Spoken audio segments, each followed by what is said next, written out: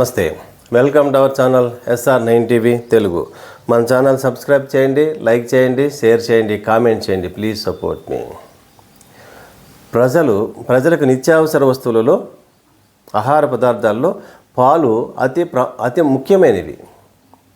అంటే మనము ఉదయం లేచినప్పటి నుండి సాయంత్రం పడుకునే వరకు నిత్య జీవితంలో కావలసినటువంటి ఆహారం ఏదైనా ఉంది అంటే అవి పాలు. ఆ పాలు ఎంత అవసరం అంటే అప్పుడే పుట్టినటువంటి పసిపాప దగ్గర నుండి 80 సంవత్సరాలు నిండినటువంటి వయోవృద్ధుల వరకు అందరికీ కావలసినటువంటి ఆహారము పౌష్టికాహారము పాలు. అటువంటి పాలు స్వచ్ఛమైనటువంటి పాలు కాకపోతే ప్రజల యొక్క ఆరోగ్యము ఏమవుతుంది? అనారోగ్యానికి గురవుతున్నారు. అంటే ఇది పాడి పరిశ్రమ. ఈ పాడి పరిశ్రమను ప్రభుత్వాలు, దేశంలో ఉన్నటువంటి అన్ని రాష్ట్ర ప్రభుత్వాలు, కేంద్ర ప్రభుత్వం కానీ రాష్ట్ర ప్రభుత్వాలు కానీ వ్యవసాయ రంగంతో పాటుగా అత్యంత ప్రాముఖ్యత కలిగినటువంటి పరిశ్రమ ఏదైందంటే అది పాడి పరిశ్రమ. ఈ పాడి పరిశ్రమని ప్రత్యేక శ్రద్ధ వహించి ప్రోత్సహించవలసినటువంటి అవసరము అన్ని రాష్ట్ర ప్రభుత్వాల మీద ఉన్నాయి. కానీ అన్ని రాష్ట్ర ప్రభుత్వాలు నిర్లక్ష్యం చేసినాయి. తత్ఫలితంగా మనం తాగేటువంటి పాలు, స్వచ్ఛమైన పాలు ఎవరూ తాగటం లేదు, ఎవరు ఉపయోగించటం లేదు. అసలు స్వచ్ఛమైన పాలు దొరికేటువంటి పరిస్థితి ఇప్పుడు మనకి కనిపించటం లేదు. ఒక్క మహానగరాల్లోనే కాదు, పెద్ద పెద్ద సిటీల్లోనే కాదు, చిన్న చిన్న విలేజ్ల్లో కూడా స్వచ్ఛమైన పాలు లేవు.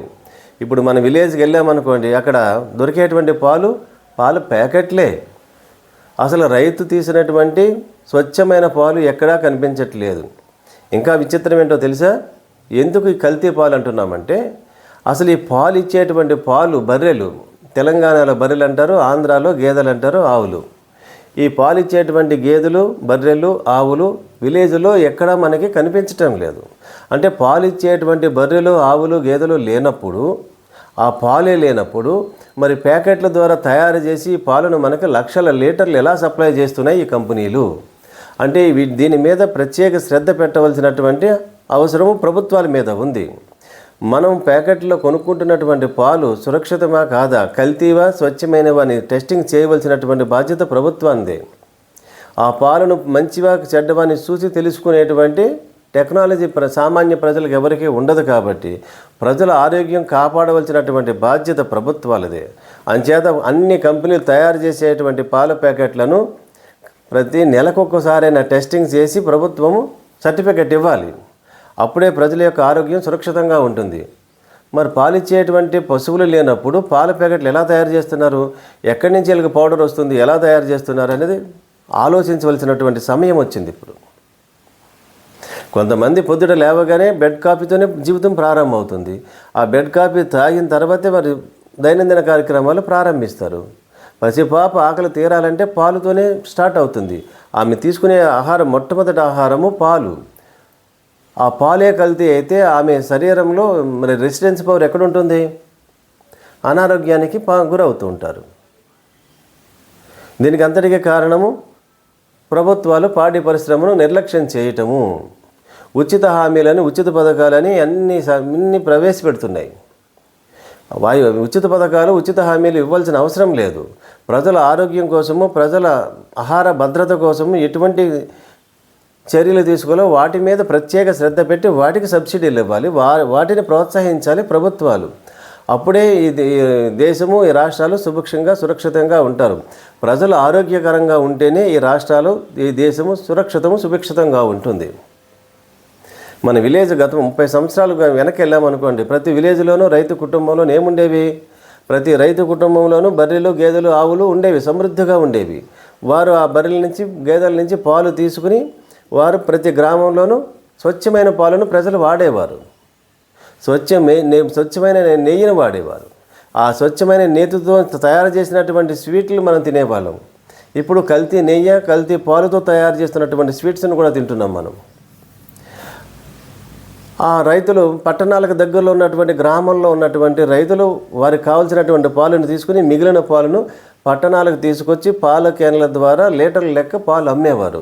అంటే పట్టణ ప్రజలకు కూడా స్వచ్ఛమైనటువంటి పాలనే వాడేవారు. అందరూ అప్పుడు ఆరోగ్యంగా ఉండేవారు అన్నమాట. అప్పుడున్నటువంటి ప్రజలకు ఇప్పుడున్నటువంటి ప్రజల ఆరోగ్యానికి వ్యత్యాసం అదే. మనం తీసుకుంటున్నటువంటి ప్రధానమైనటువంటి ఆహారం ఏదైతే ఉందో ఆ పాలు ఉన్నాయో, స్వచ్ఛమైనటువంటి పాలను మనము ఉపయోగించకపోవటమే మన ఆరోగ్యానికి ప్రధాన కారణం అవుతుంది. అంచేత ఇప్పుడు ప్రభుత్వాలు ఏం చేయాలి? ప్రతి రైతు కుటుంబానికి ఈ బర్రెలు, ఆవులు, గేదెలను సబ్సిడీలు ఇవ్వాలి. ఎందుకు రైతులు ఈ బర్రెలను మేపలేకపోతున్నారు అంటే, ఒక బర్రెను కొనాలంటే 80,000 రూపాయల వరకు ఉంది. 60,000 నుంచి 80,000, కొన్ని మంచి జాతులు అయితే 1,00,000 రూపాయలు పెట్టాలి.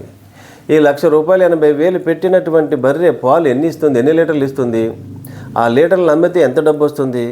అవేమీ ఖర్చు పెట్టకుండా ఒక రైతు రోజువారీ కూలి పనికి వెళ్తే అంతకంటే ఎక్కువ డబ్బులు మిగులుతున్నాయని భావించి బర్రెలు, ఆవులను మేపటము మానేశారు. ఆ రైతులంతా ఈ పాడి పరిశ్రమ మీద, పశువుల మీద శ్రద్ధ చూపకపోవటం వల్ల మనకు పాలు ఇచ్చేటువంటి బర్రెలు ఎక్కడ కనిపించట్లేదు. ఏ గ్రామం వెళ్ళినా పశువులు కనపట్టలేదు. ఏ రైతు కుటుంబంలోనూ బర్రెలు లేవు, ఆవులు లేవు. మరి పాలు ఎక్కడి నుంచి వస్తాయి? స్వచ్ఛమైన పాలు. అందుకని ఇప్పుడు మనం అందరికీ ఇచ్చేటువంటి ఉచిత హామీలను పక్కన పెట్టండి. ప్రజలకు నేరుగా డబ్బులు పంచే కార్యక్రమాలను పక్కన పెట్టండి. ప్రజలకు ఆరోగ్యం కోసం ఏదైతే అవసరం ఉందో ఆ 2 ప్రధానమైనటువంటి వ్యవసాయ రంగము, పాడి పరిశ్రమల మీద ప్రత్యేక శ్రద్ధ పెట్టండి. ఆ రైతుకు కనీసము 4-5 బర్రెలు కొనుక్కోవడానికి కావలసినటువంటి ఆర్థిక సహాయాన్ని అందించండి. ఒక రైతు కుటుంబం 4-5 బర్రెలను మేపితే తప్ప వాటి నుంచి వచ్చేటువంటి పాలు ద్వారా లాభాన్ని పొందలేడు. కాబట్టి అంత సహాయాన్ని, ఆర్థిక సహాయాన్ని ఇవ్వండి. పెద్ద పెద్ద కంపెనీలను రాష్ట్రాలకు తీసుకురావటం కాదు. నిరుద్యోగం పెరిగిపోతుందని ప్రభుత్వాలు ప్రకటిస్తూ ఉంటాయి. అంటే ఉద్యోగ అవకాశాలు కల్పించాలి అంటే, ఉపాధి అవకాశాలు కల్పించాలంటే విలేజ్లో ఉన్నటువంటి ప్రతి యువకులకు ఈ పాడి పరిశ్రమ ఎవరైతే ఇంట్రెస్ట్ ఉందో వారందరికీ ఆర్థిక సహాయాన్ని కనుక అందించినట్లయితే యువకులంతా కూడా ఈ పాడి పరిశ్రమ మీద ప్రత్యేక శ్రద్ధ పెట్టి పశువులను కొని పాలను ఉత్పత్తి చేసినట్లయితే తద్వారా అందరికీ స్వచ్ఛమైన పాలు లభించేటువంటి అవకాశం ఉంటుంది. ప్రజలంతా ఆరోగ్యంగా ఉంటారు. దీని మీద అన్ని రాష్ట్ర ప్రభుత్వాలు ప్రత్యేక శ్రద్ధ పెట్టాలని మనం పెడతాయని ఆశిద్దాం. ఉచిత హామీలను పక్కన పెట్టండి. ఈ ఉచిత హామీలకు స్వస్తి చెప్పే విధానము పార్లమెంట్లో ఒక చట్టం తీసుకురావాలి. ఈ ఉచిత హామీల వల్ల సమాజానికి, ప్రజలకు చెడు చేస్తుంది తప్ప మంచి చేయదు. ఏదైతే మంచి జరగాలో, మంచి అనుకుంటున్నామో ఆరోగ్యకరమైనటువంటి వ్యవసాయ రంగం మీద, పాడి పరిశ్రమ మీద, ఇతర వ్యవసాయ ఉత్పత్తులకు సంబంధించినటువంటి మీద సబ్సిడీలను ఇవ్వండి. పారిశ్రామిక రంగం కూడా కావాలి. పారిశ్రామిక రంగానికి ఎంత ప్రాధాన్యత ఇస్తున్నాయో వ్యవసాయ రంగానికి కూడా, వ్యవసాయ ఉత్పత్తులకు కూడా అంతే ప్రాముఖ్యతను ఇవ్వండి. అప్పుడే ప్రజలంతా ఆరోగ్యంగా ఉంటారు. ప్రజలు ఆరోగ్యంగా ఉంటే రాష్ట్ర ప్రభుత్వాలు, కేంద్రము పటిష్టంగా ఉంటుంది. ఈ భారతదేశము సురక్షితంగా ఉంటుంది. ఇప్పటికైనా రాష్ట్ర ప్రభుత్వాలు, కేంద్ర ప్రభుత్వము ప్రత్యేక శ్రద్ధ ఈ పాడి పరిశ్రమ మీద పెడుతుందని ఆశిద్దాం. మనం చెప్పిన వీడియో మీకు నచ్చినట్లయితే లైక్ చేయండి. మీ గ్రామంలోని, మీ ఊర్లో ఉన్నటువంటి విషయాలను కామెంట్ ద్వారా రాయండి. మరిన్ని విశ్లేషణలతో, మరిన్ని వార్తలతో మనం ఛానల్ ద్వారా తెలియజేస్తాం. కామెంట్ చేయండి, షేర్ చేయండి. మరిన్ని వార్తా విశ్లేషణలతో SR9 టీవీ తెలుగు.